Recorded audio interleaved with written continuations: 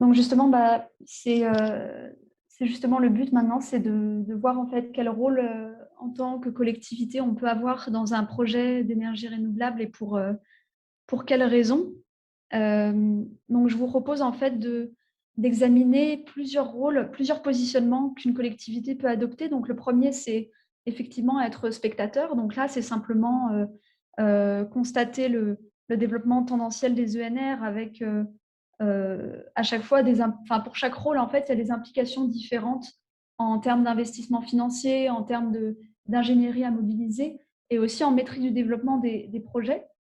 Et on va les examiner plus spécifiquement les uns après les autres. Donc, le premier, c'est être spectateur. Ensuite, la collectivité peut être facilitatrice, c'est-à-dire s'impliquer plutôt dans l'animation, créer en fait un contexte favorable au développement des énergies renouvelables et créer des outils pour son développement. Donc, on est déjà dans quelque chose de plus soutenu.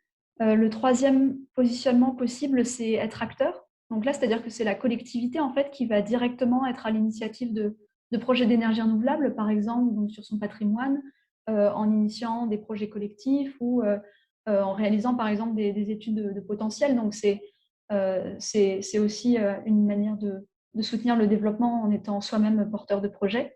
Et le quatrième, c'est être producteur. Donc là, c'est vraiment prendre part au capital et du coup, agir comme un producteur, comme un développeur d'énergie renouvelable qui va garder ensuite la maîtrise du parc et être en fait propriétaire d'une partie du parc d'énergie renouvelable du territoire. Donc, je vous propose d'examiner plus spécifiquement les différents profils. Donc, le profil spectateur, en gros, c'est ça, c'est que la collectivité va laisser en fait au secteur privé l'initiative et le développement des énergies renouvelables. Alors bien sûr, ça n'empêche pas dans son récit territorial ou dans sa stratégie de de définir des objectifs et de suivre le développement des projets, mais simplement de s'en tenir à ses missions réglementaires. Et du coup, ça entraîne des investissements faibles, que ce soit en termes financiers ou en termes d'ingénierie et de ressources humaines dans le territoire. Mais du coup, les projets qui sont développés sur le territoire ne sont pas du ressort de la collectivité. Et en fait, le format, la gouvernance des projets, le type d'énergie développée, la collectivité aura un rôle un peu programmatique, mais ne va pas ne va pas nécessairement orienter ce développement. Et de même pour les retombées financières finalement, puisque les projets vont générer des revenus pour la collectivité en termes de fiscalité. Mais en fait, la valeur dégagée par les projets, et je pense que ça transparaissait bien dans la présentation de Myriam un petit peu plus tôt, euh, va se résumer aux taxes et pas du tout aux revenus de production, par exemple. Après, il y a déjà une large gamme d'actions qui sont possibles, comme notamment quelque chose qui peut être déterminant, c'est d'intégrer les dispositions incitatives pour le développement des ENR aux documents d'urbanisme, faire de la sensibilisation. Voilà, donc c'est déjà être acteur, mais simplement pas en tant que porteur de projet direct. On peut passer, voilà. Et pour le rôle, en fait, pour le profil facilitateur, donc là, la collectivité va accompagner de manière un peu plus soutenue les particuliers et les professionnels en apportant donc des outils et des informations qui vont mobiliser plus avant les différentes parties prenantes du territoire. Donc là, on a déjà un investissement un peu plus important avec la nécessité d'avoir euh, par exemple des outils de structurer des filières, donc ça nécessite de l'animation. Donc après, ça ne passe pas forcément par beaucoup d'ingénierie supplémentaire. Ça peut être par exemple le chargé de développement économique qui va chercher à influer ça, ou par exemple, c'est ça, réfléchir aux projets citoyens, comme on le disait un peu plus tôt. Donc là, on a déjà une orientation un peu plus importante en termes de pilotage, mais il n'y a pas voilà, il n'y a pas forcément de prescription et on est encore une fois sur des retombées plutôt limité aux taxes issues de la production, enfin, issues de la présence des énergies renouvelables et de leur production, mais pas directement des revenus de la production elle-même. On peut passer à la collectivité actrice. Donc là, la collectivité va être dans un contributeur actif du territoire pour les énergies renouvelables. Et donc, ça veut dire que la collectivité va se positionner en tant que porteuse de projet aux côtés des acteurs privés. Donc, au même titre que les acteurs privés vont venir sur le territoire, examiner les potentiels, les espaces disponibles et mobiliser des moyens pour développer des projets, la collectivité va faire la même chose. Et donc, le schéma du directeur des énergies à ce titre est un outil qui peut permettre justement de répartir les efforts entre les acteurs. Et là, il y a nécessairement un coût en fonctionnement derrière et des investissements importants, puisque quand on initie un projet avec les citoyens, ça demande une animation beaucoup plus soutenue. Quand on investit dans des équipements ENR sur son propre patrimoine, on parlait par exemple des bâtiments scolaires. Donc ça peut être par exemple des bâtiments que la collectivité a en propre, aussi bien les bâtiments administratifs que différents bâtiments plus liés à ses compétences. Et ça peut être aussi, par exemple, aller directement chercher un portefeuille de projets avec les acteurs de l'écosystème et accompagner les acteurs privés pour accélérer le développement de leurs projets. Donc, dès lors qu'il y a un investissement pour certains projets directement, par exemple sur le patrimoine, et dès lors qu'il y a autoconsommation de l'énergie par la collectivité, il y a un retour sur investissement plus important que dans les 2 premiers profils. Et la maîtrise du développement est plus importante puisque la collectivité a plus de latitude pour choisir les énergies qu'elle souhaite développer, choisir où elles seront positionnées et choisir quels acteurs associés soutenir un écosystème et développer des synergies entre les acteurs du territoire. Et pour le 4e profil, où la collectivité est productrice, donc là, c'est une accentuation en fait, de l'implication à la fois en termes de ressources et d'ingénierie et de financement. L'idée étant derrière, comme on l'a vu tout à l'heure, qui est des retombées économiques directes des équipements d'énergie renouvelable. Donc là, c'est-à-dire que la collectivité, en étant propriétaire de projets, potentiellement de très grands projets, on a pas mal d'exemples de collectivités qui ont investi sur des très grands parcs solaires, des importantes unités géothermiques, par exemple, dans des réseaux de chaleur, par exemple, de distribution qui sont associés ou qui en sont déjà propriétaires, qui ont donc des retombées importantes et qui ont aussi des retombées indirectes. Parce qu'en fait, parce que la collectivité va mobiliser le territoire et parce que elle va générer en fait de la valeur en déclenchant de l'activité économique, ça va entraîner des retombées positives pour le territoire.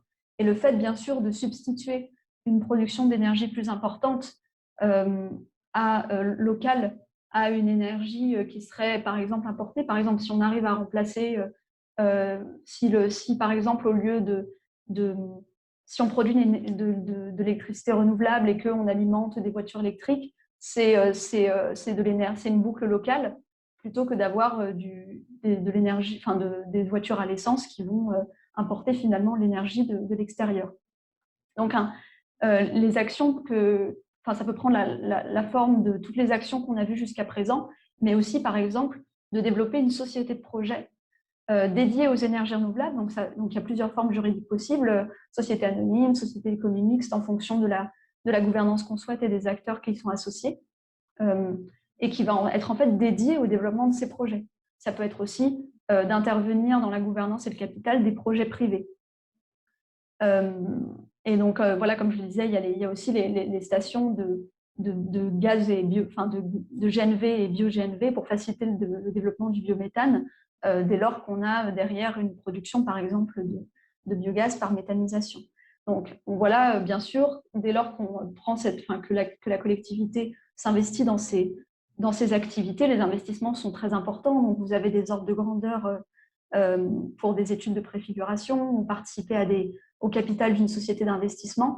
Et bien sûr, l'ingénierie mobilisée derrière, il y a besoin d'une ingénierie technique, d'une ingénierie financière, d'une ingénierie de gouvernance, soit interne à la collectivité, soit externe, soit dans sa société de projet, qui est importante. Mais derrière, la maîtrise des projets est très forte, puisque derrière, la collectivité étant à la gouvernance, elle peut décider de l'orientation qui est donnée et du devenir des projets, de qui est associé, etc. Et par conséquent, les dividendes qui sont issus de la vente de l'énergie, parce que la collectivité productrice, va s'ajouter aux taxes. Et en fait, cet argent peut être réinvesti dans d'autres projets, notamment ceux qui sont liés à la transition énergétique. Donc, voilà, de la rénovation, aider les précaires énergétiques, par exemple, il y a beaucoup de possibilités. Donc, on peut passer à la suivante. Et je voulais, en fait, on voulait vous donner un exemple, un retour d'expérience d'une collectivité qui s'est un peu lancée dans cette aventure. Donc, c'est la Société économique locale Auckland. Donc, c'est une société d'économie qui a été fondée à l'initiative du maire de la commune d'Escours, donc dans les Landes. En fait, pour vous faire un petit peu l'histoire que vous voyez dans le schéma qui est là, c'est donc la communauté de communes de Haute-Lande est dans les Landes. Et à la suite de la tempête Klaus, beaucoup de pins se sont déracinés et donc on a eu des espaces libérés. Et du coup, les collectivités qui étaient déjà dans cette gestion de crise ont été démarchées par les producteurs d'énergie renouvelable pour installer des énergies renouvelables sur les espaces libérés de manière assez insistante. Et en fait, c'est lors de cette crise-là que Patrick Sabin, qui est le maire d'Escours, a qu'il y a une prise de conscience en fait sur le territoire, qu'il y avait une nécessité de ne pas laisser ces opportunités disparaître pour la collectivité, ou en tout cas simplement passer dans des projets non maîtrisés par la collectivité qui relèveraient uniquement du privé. Et du coup, la collectivité s'est impliquée dans un projet de territoire énergie positive. Donc, pour vous donner une idée, la communauté de communes, c'est 7 communes, 6 000 habitants à ce moment-là. Et donc, c'est vraiment tout petit.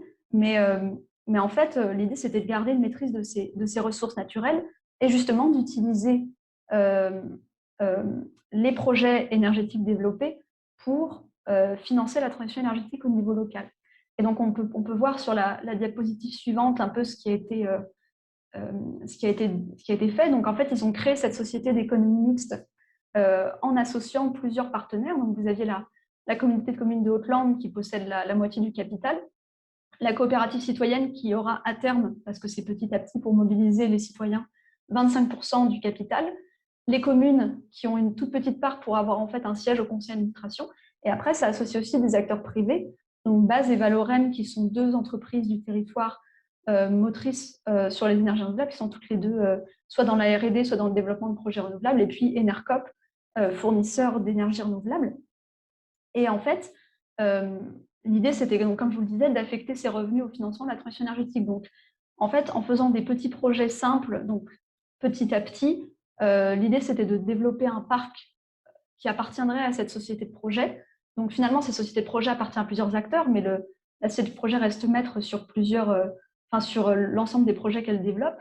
La région Nouvelle-Aquitaine a financé un ETP pour animer cette dynamique-là. L'idée étant ensuite que les revenus des installations possédées par cette société de projet puissent non seulement financer ce poste, mais aussi financer des travaux d'efficacité énergétique et des projets pour impliquer les acteurs externes, donc la location des toitures des particuliers et un projet de rachat de part du parc éolien qui est développé par Valorem, où en fait Valorem a proposé de développer le parc et de réserver à un moment une partie du capital à la société qui va le racheter petit à petit, qui va racheter des parts petit à petit grâce aux taxes perçues grâce aux taxes issues de ce parc. Donc en fait, vous avez tout un montage à la fois de gouvernance et financier qui permet non seulement de développer des projets maîtrisés par la collectivité, les citoyens et des acteurs privés locaux, et de financer d'autres projets par les revenus qui s'en dégagent.